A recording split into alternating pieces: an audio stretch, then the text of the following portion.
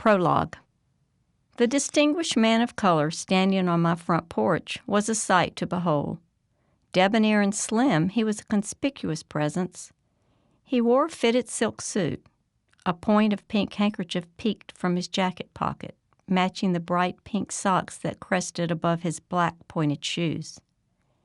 This gentleman was the very model of cultivated elegance and charm, looking as if he had been created in Hollywood.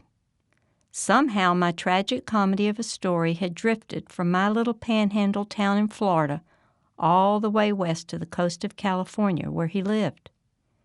Mary Barley, my friend and personal trainer, told a friend, and that friend told this man, who now wanted to meet me.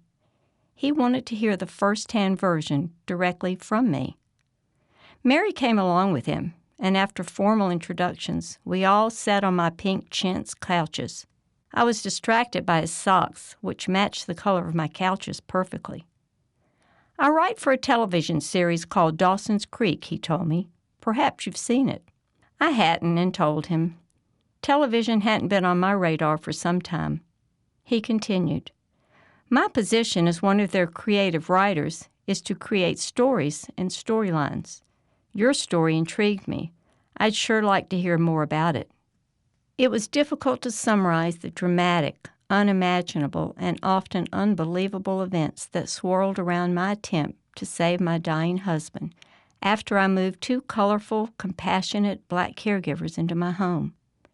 There had been a constant competition between tragedy and comedy, but I found myself relaxing as I spoke to this writer. It felt good, and I was just astonished to discover I could tell someone, a stranger no less, about those dark days. As I began to wind down my narrative, I could sense what was coming next. "Would you consider selling your story? I think it needs to be told," Mr. Dawson's Creek said. "You tell it, we'll write it, you get paid." Before he even asked, I knew my answer would be no.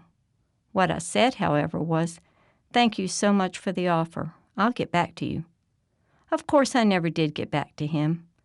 I was afraid those I cared about might be exploited in some way. I would have no control over their reputations. Even as a bruised magnolia from the South, I cared deeply for those who cared for me. And so I choose to tell my own story in my own way, 13 years after the gentleman with the wonderful pink socks came to town. The why was so simple. In the words of Carl Hyacin, one of my favorite Florida authors, "You just can't make this stuff up." Mr. Dawson's Creek was right. My story really did need to be told.